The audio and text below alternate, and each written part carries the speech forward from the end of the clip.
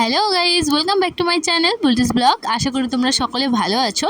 তো আজকের ভিডিওটা একটু আলাদা ধরনের, আর আলাদা কেন সেটা আমি ভিডিওর মধ্যে বলছি, তো তোমরা গোটা ভিডিওটা দেখতে থাকো। আর এখন আমার মা পূজা দিচ্ছে ওই যে কলার মুচি পাতাতে, আর এখন বাজে 10টা। আর আমি একদম পুরোপুরি ভিডিওটাকে বিকালের দিকে নিয়ে যাচ্ছি, যে এই সময়টা এটা হচ্ছে বিকালবেলা। মা উপাস করেছিল, তো মায়ের শরীরটা খুব খারাপ। তো আমি হচ্ছে ডালা সাজাচ্ছি। এখানকার মানে এই পুজোর ডালার নিয়ম এই জায়গার, যে ডালিতে করে সাজানো হয় সেটাকে ঢেকে রাখার জন্য। তো কি কি ফল, মানে এমনি তো নর্মাল ডালাতে যেগুলো ফল লাগে সেই ফলগুলোই দেওয়া হয়েছে, কিন্তু এখানে একটা এক্সট্রা ফল হয়েছে, সেটা হচ্ছে এটা কুমড়া। এটা এই পূজাটা নাকি কুমড়া দিয়ে করা হয়। তো আমি গোটাটা একদম রেডি করে নিয়েছিলাম। রেডি করে নিয়ে এই যে কচু পাতাটা দেখতে পাচ্ছ, এটা দিয়ে হচ্ছে মানে ঢেকে দেওয়া হবে।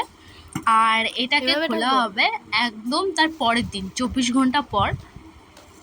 তো 24 ঘন্টা পর ঠিক এরকম অবস্থায় ছিল, মানে একটু শুকিয়ে শুকিয়ে গেছিলো। আর মা বলছিল ওই ছোলাতে নাকি গাছ উঠলে মানে ওটা ভালো শুভ। তো আমি ওটাই দেখছিলাম, যে কয়েকটা ছোলাতে, বেশ অনেকগুলোই ছোলাতে গাছ উঠেছিল। তো চলো তোমরা দেখো।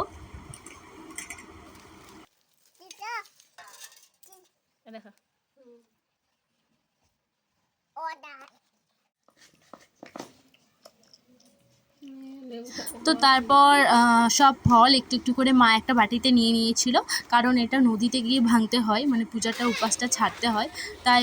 আর এখানে বৃষ্টি পড়ছিল প্রচুর, তারপরে সবাই মিলে গেল নদীতে। তো আমি নদীতে যাইনি, তাই আমি এখান থেকে ব্লগটা শেষ করছি।